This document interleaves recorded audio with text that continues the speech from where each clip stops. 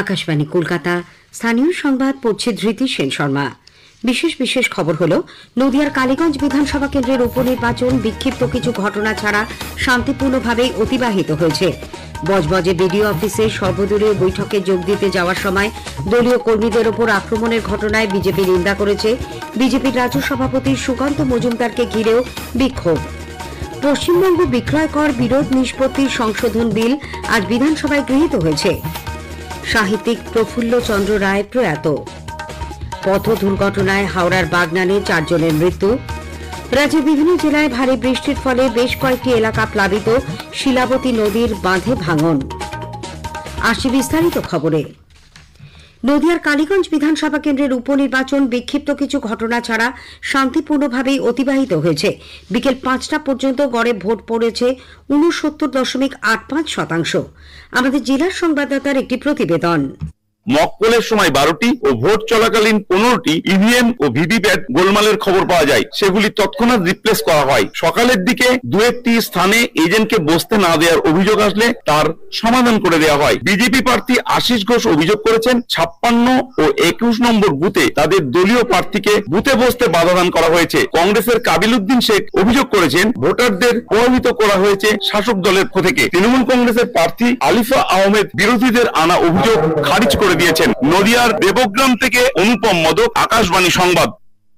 উল্লেখ্য, 23শে জুন এই আসনে ভোট গণনা। বজবজে বিডিও অফিসে সর্বদলীয় বৈঠকে যোগ দিতে যাওয়ার সময় দলীয় কর্মীদের ওপর আক্রমণের ঘটনায় বিজেপি নিন্দা করেছে। আক্রান্ত বিজেপি কর্মীদের সঙ্গে দলের রাজ্য সভাপতি কেন্দ্রীয় প্রতিমন্ত্রী সুকান্ত মজুমদার দেখা করতে গেলে তাঁকে ঘিরেও বিক্ষোভ দেখানো হয় এবং তার পরিবার সম্পর্কে কদর্য ভাষায় আক্রমণ করা হয় বলে অভিযোগ। শ্রী মজুমদার অভিযোগ করেছেন, আক্রান্ত দলীয় কর্মীদের সঙ্গে দেখা করার কথা তিনি আগেই প্রশাসনকে জানিয়েছিলেন। তা সত্ত্বেও ডায়মন্ড হারবার পুলিশ আইন শৃঙ্খলা রক্ষায় কোনো ব্যবস্থা নেয়নি। বিষয়টি তিনি লোকসভায় তুলবেন বলেও জানিয়েছেন। একটি কেন্দ্রীয় মন্ত্রী আসছে, আগে থেকে তার পুরো প্রোগ্রাম পুলিশকে মেল করা আছে, তারপরেও তারা সামলাতে পারছে না ল অ্যান্ড অর্ডার, এবং তারা এই ধরনের অপকর্ম করছে। শ্রী মজুমদার এরপর কয়েকজন দলীয় কর্মীকে নিয়ে রাজভবনের উদ্দেশ্যে রওনা দেন। বিজেপি পরিষদীয় দল আগামীকাল রেড রোডে শ্যামাপ্রসাদ মুখোপাধ্যায়ের মূর্তির পাদদেশে পশ্চিমবঙ্গ দিবস পালন করবে। রাজ্য বিধানসভায় আজ সাংবাদিকদের প্রশ্নের উত্তরে বিরোধী দলনেতা শুভেন্দু অধিকারী জানিয়েছেন, আগামীকাল বিধানসভা অধিবেশনের প্রথমার্ধে প্রশ্নোত্তর পর্ব শেষে পরিষদীয় দল রেড রোডের উদ্দেশ্যে পদযাত্রা করবে। এরপর বিকেলে আসানসোলে পশ্চিমবঙ্গ দিবস পালন উপলক্ষে এক বিশেষ অনুষ্ঠানের আয়োজন করা হয়েছে। এছাড়া রাজ্যের বিভিন্ন জায়গায় দিনটি পালন করা হবে। যাদবপুর বিশ্ববিদ্যালয়ের অভ্যন্তরীণ নিরাপত্তা সংক্রান্ত বিষয়ে কলকাতা হাইকোর্টের দেওয়া আগের নির্দেশ কতদূর কার্যকর হয়েছে 4 সপ্তাহের মধ্যে তার রিপোর্ট দিতে জানাতে নির্দেশ দিয়েছে হাইকোর্ট। 2 বিচারপতি সৌমেন সেন ও স্মিতা দাসদের ডিভিশন বেঞ্চ আজ বিশ্ববিদ্যালয়কে নির্দেশ দেয়।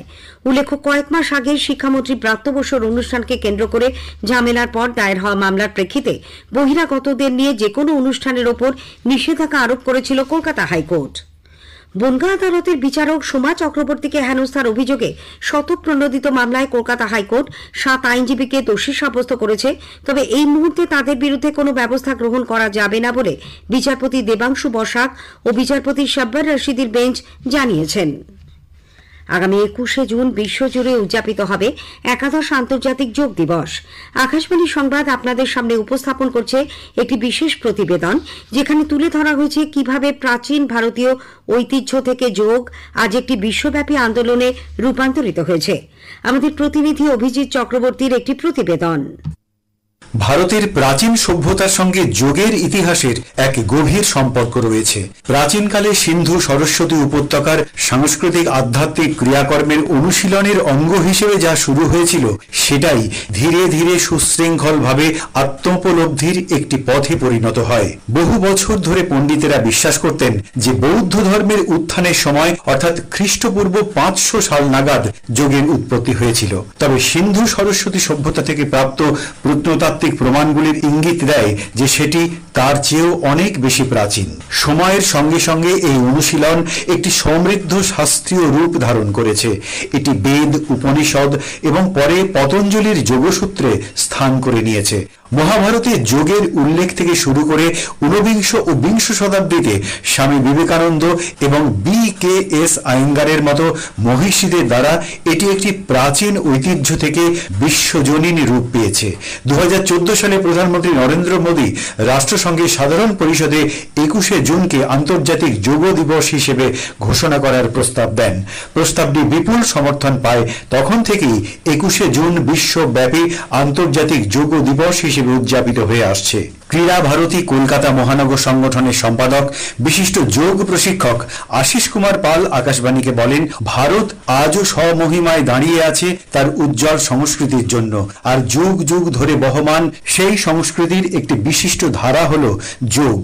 যোগ দিবসের উদ্দেশ্য যদি আমরা অনুভব করি তাহলে বলতে হবে যে সকলের উপকারের জন্য যোগ, মানুষের প্রকৃতির সাথে যুক্ত করাকেই যোগ। মানুষ যোগের মাধ্যমে ধ্যানের উপায় দেখানোই হলো যোগ। বিভিন্ন শ্রেণীর মানুষ উৎসাহ সহকারে যোগ করুক, এই হলো উদ্দেশ্য।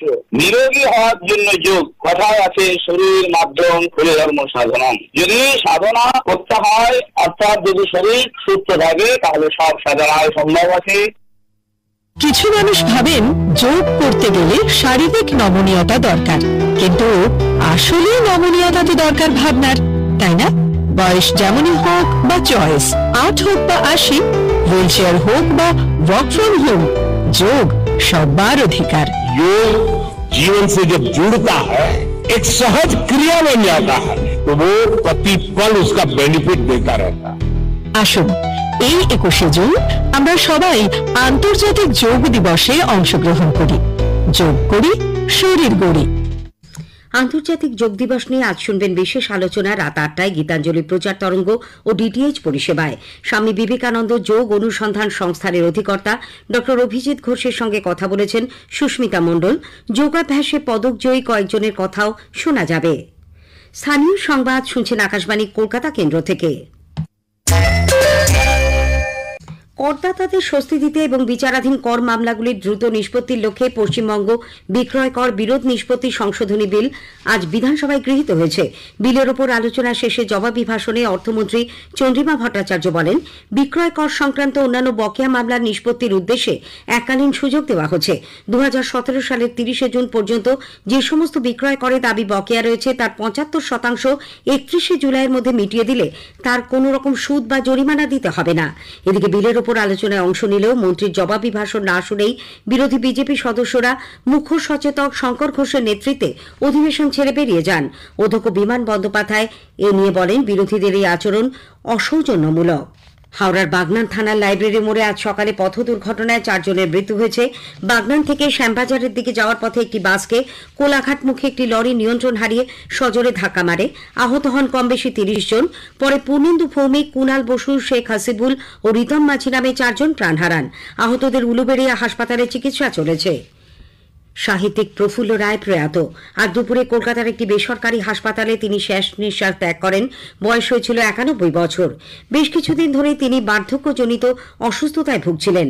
আজই গড়িয়া শ্মশানে প্রফুল্ল রায়ের শেষকৃত্য সম্পন্ন হবে বলে পারিবারিক সূত্রে জানা গেছে।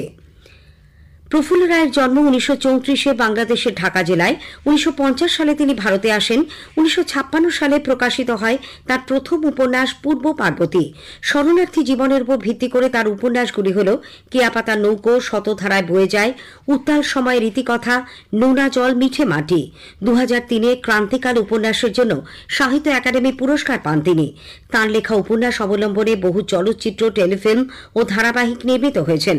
তাকে নিয়ে একমাত্র তথ্যচিত্রটি নির্মাণ করেছেন পরিচালক গৌতম ঘোষ। সাহিত্যিক অসুস্থ থাকার কারণে ছবিটি তাকে দেখাতে না পারার আক্ষেপ শোনা গেল পরিচালকের কণ্ঠে। আমি বলবো প্রভুদা বাংলা সাহিত্যিক নন, উনি প্যান ইন্ডিয়ান রাইটার। তার কারণ উনি জীবনে আরম্ভ করেছেন, চলে গেছেন একেবারে নেফাতে, তারপরে আন্দামানে গেছেন, পশ্চিম ভারতে গিয়ে থেকেছেন, বিহারে একটা বিরাট পর্ব উদ্বাস্তু মানুষদের নিয়ে। গাঙ্গেয় পশ্চিমবঙ্গ সংলগ্ন অঞ্চলের উপর থাকা সুস্পষ্ট নিম্নচাপটি উত্তর পশ্চিম ঝাড়খণ্ড ও সংলগ্ন গাঙ্গেয় পশ্চিমবঙ্গের উপর অবস্থান করছে। এছাড়া পাঞ্জাব থেকে অসম পর্যন্ত নিম্নচাপ অক্ষরেখাও বিস্তৃত। এই দুয়ের প্রভাবে দক্ষিণবঙ্গে পুরুলিয়া, বাঁকুড়া, পশ্চিম বর্ধমান, ঝাড়গ্রাম ও পশ্চিম মেদিনীপুর জেলায় ভারী থেকে অতি ভারী বৃষ্টির কমলা সতর্কতা রয়েছে। উপকূলবর্তী এলাকায় ঘন্টায় 35 থেকে 45 কিলোমিটার বেগে ঝোড়ো হাওয়া বয়ে যেতে পারে। মৎস্যজীবীদের আগামী 24 ঘন্টা সমুদ্রে পাড়ি দিতে নিষেধ করা হয়েছে।